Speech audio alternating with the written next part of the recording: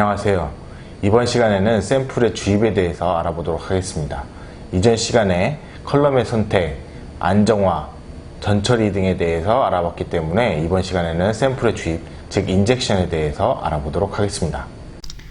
HPC의 샘플 주입 방법은 크게 두 가지로 나눌 수 있습니다. 매뉴얼 인젝트와 오토 샘플러 방식입니다. 근래 분속용 HPC에서 매뉴얼 인젝트 방식은 거의 찾기가 힘들 정도인데요.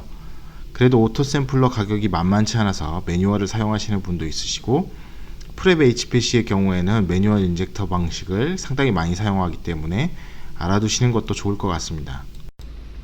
먼저 매뉴얼 인젝트의 주입 방식에 대해 설명드리겠습니다. 시스템 제조사와 장비의 크기, 디자인에 따라 위치가 다릅니다. 매뉴얼 인젝트는 밸브 전환에 따라 샘플을 주입하는 방식인데요.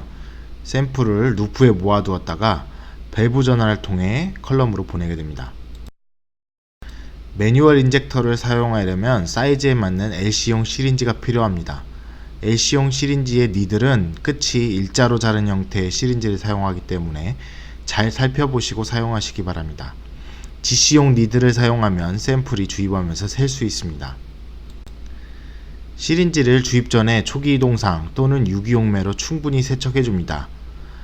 이후에 샘플을 천천히 당겨서 담은 후에 시린지의 공기층을 없애줍니다. 공기가 들어가게 되면 정확한 샘플량이 주입되지 않을 수 있고, 컬럼에 공기층이 형성되면 샘플 이동에 문제가 생길 수 있기 때문에 주의해야 합니다. 이때 또 한 가지 주의할 점은 샘플 주입량은 루프의 용량 이상을 주입할 수 없다는 점입니다. 시린지를 100마이크로리터용을 사용하시더라도 루프의 용량이 20마이크로리터라면 20마이크로리터까지만 주입이 가능합니다. 매뉴얼 인젝터의 원리를 보시면 이해가 되시리라 생각됩니다. 평소에 매뉴얼 인젝트는 인젝트 상태가 되도록 합니다. 샘플을 주입할 때는 로드 상태로 돌립니다. 인젝트 상태에서 샘플을 주입하면 샘플이 유실될 수 있으니 주의하셔야 합니다. 로드 상태로 두면 그림과 같이 이동상은 컬럼으로 다이렉트로 흘러가고, 샘플을 주입하면 이 샘플들은 루프를 통과합니다. 루프에 채워져 있던 이동상은 드레인 라인으로 빠지고 이 자리를 샘플이 채웁니다. 따라서 샘플을 루프 용량보다 많이 주입하게 되면 모두 드레인 라인으로 빠지게 됩니다. 시린지의 샘플 주입이 끝나면 밸브를 인젝트 상태로 전환시킵니다. 인젝트 상태가 되면 이동상은 인젝터에 루프를 지나 컬럼으로 들어가게 됩니다. 이때 루프에 있는 샘플을 밀고 컬럼으로 들어가기 때문에 샘플이 주입되게 됩니다. 매뉴얼 인젝션을 실제로 보도록 하겠습니다.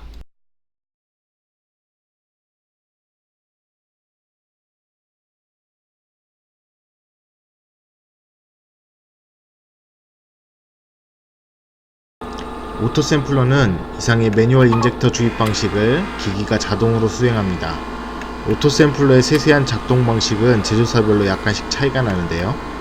사용자 입장에서는 각 제조사의 메인터넌스 부분만 확인하면 크게 신경 쓸 필요가 없습니다. 다만 제조사별로 오토 샘플러용 바이알의 크기가 다르다거나 뚜껑 색깔을 인식하는 경우도 있으니 제조사 매뉴얼을 숙지하는 것이 좋습니다.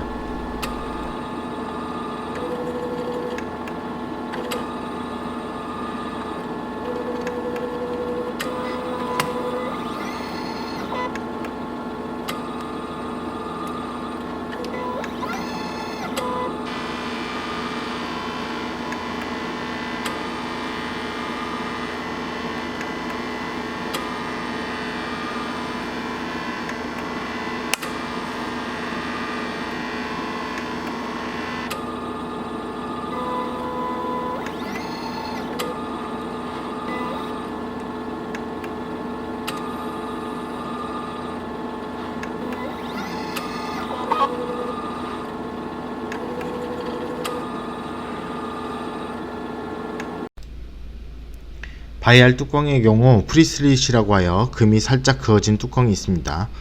관련 내용은 앞에 샘플의 전처리 강의에서 언급한 내용이 있습니다. 참고해 주시기 바랍니다. HPC 주입기에 대해 알아봤는데요. 주입기 외에 샘플 주입 시 주의할 점이 있습니다. 샘플은 HPC 분석하기 위해 완전히 녹은 상태로 분석을 해야 되는데요. 이 때문에 보통 강한 용매에 샘플을 녹이시는 경우가 많이 있습니다. 샘플 용해용매를 강한 용매를 사용하게 되면 샘플 주입 후에 어떤 문제가 생기는지 확인해 보겠습니다. 아래 크로마토그램과 같이 초기 이동상은 수계 이동상 100%를 사용하는데 샘플을 아세토나이트릴에 녹여 분석을 하게 되면 피크가 갈라지는 모습을 볼 수 있습니다.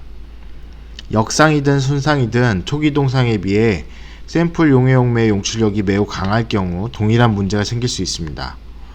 보통은 이 문제를 컬럼 문제로 생각하고 접근하시는 경우가 많습니다. 이때 샘플을 초기 동상에 녹이고 동일한 조건으로 분석했을 때 그림과 같이 피크 갈라짐이 사라진 샤프한 피크를 얻을 수 있음을 볼 수 있습니다. 때로는 pH의 차이가 커도 비슷한 문제가 생길 수 있습니다. 그림과 같이 버퍼 100%의 이동상에 물로만 녹인 샘플을 주입하면 pH의 차이로 피크 갈라짐이 생기는 것을 볼 수 있습니다. 이 또한 이동상에 희석하여 pH를 맞춰주면 피크 갈라짐이 개선되는 것을 볼 수 있습니다. 즉 샘플은 가급적 초기 이동상에 녹이는 것을 권장해 드립니다. 다만 샘플이 초기 이동상에 녹기 어려운 샘플이 있을 수 있습니다. 그런 경우에는 두 가지 방법을 시도해 보실 필요가 있습니다. 첫 번째는 샘플을 강한 용매에 녹이되 농도를 매우 높게 만든 후 초기 이동상에 가깝게 희석하는 것입니다. 그렇게 하면 샘플 용해용매의 용출력이 비슷해지기 때문에 문제가 해결될 수 있습니다. 두 번째는 샘플을 강한 용매에 녹인 후 매우 적은 양을 주입하는 것입니다. 예를 들어 10마이크로리터를 평소에 주입했다면 10배 진하게 만든 후 1마이크로리터를 주입하면 전체 컬럼 부피에 비해 주입량이 적어지기 때문에 문제가 해소될 수 있습니다.